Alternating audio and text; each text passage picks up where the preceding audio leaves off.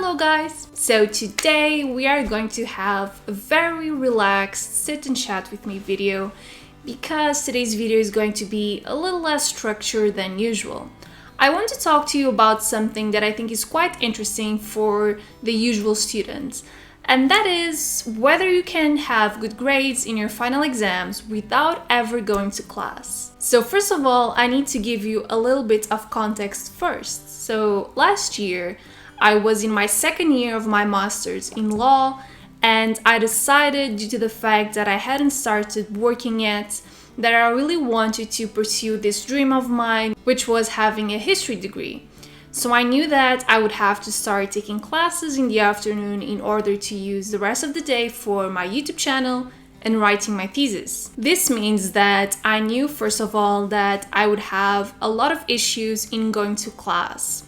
However, my first semester was a little bit more relaxed because I was in that initial phase of investigating for my thesis and structuring my arguments. And since I wasn't rushing, I decided to go to a few of my favorite history classes in the afternoon.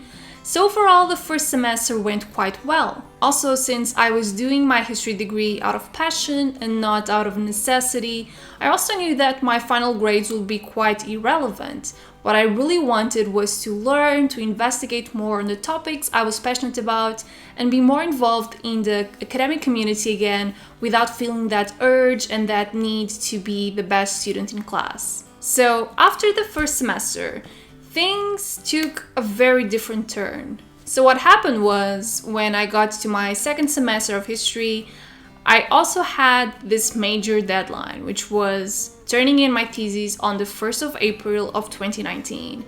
The problem was my history midterms took place during March. And of course, because I had to finish my thesis before April, I couldn't go to any of my classes that semester. When I understood that I wouldn't be able to go to class, I decided that it would be a very fun experiment. I wanted to try to answer the question, do we really need to go to class in order to have good grades? Is class really that necessary? So this is basically my experience.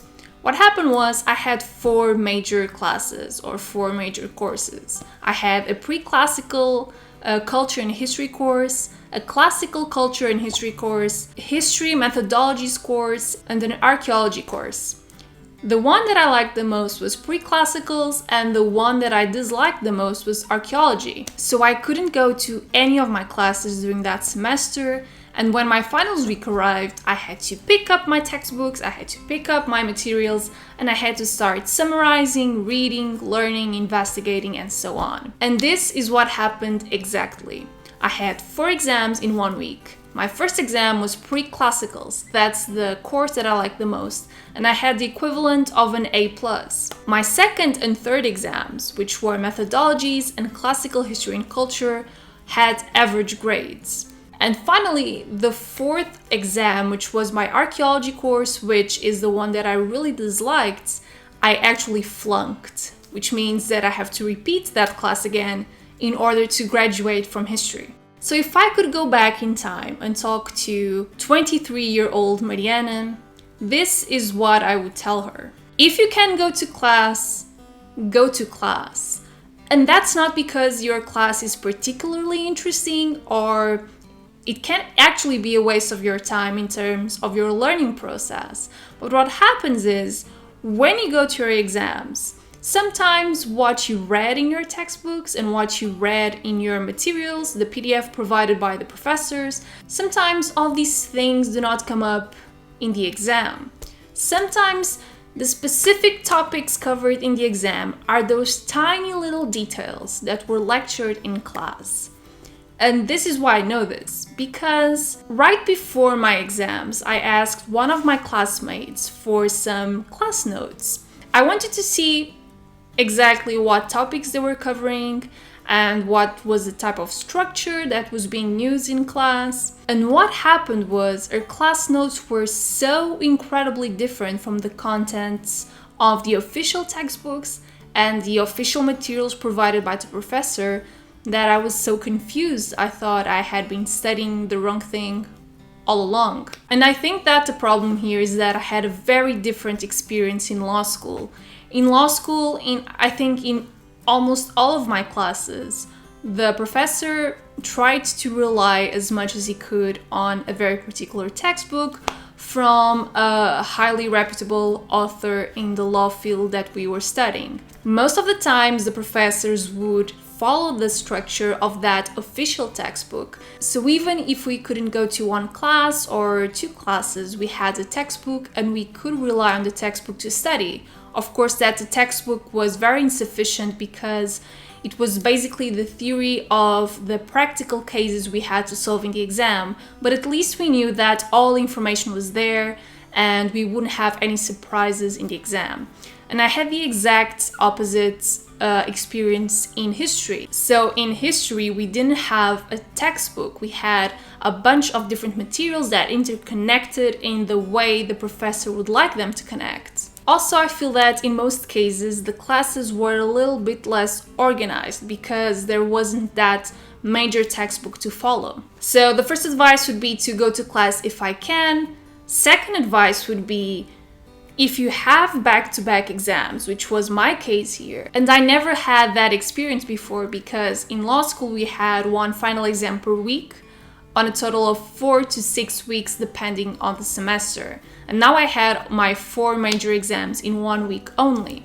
So if I have back-to-back exams ever again, I will promise, please, that I will start studying at least 1 month in advance, because as much as I like to feel proud about my time management skills, I must admit that my time management skills then were not ideal because I was so interested in this one particular class, which was PreClassical history, that I decided to ignore all of the other classes, and I couldn't cope with that in terms of scheduling study sessions and make sure that I was reading all of the materials. Also, I do believe that I had that A+ in PreClassical history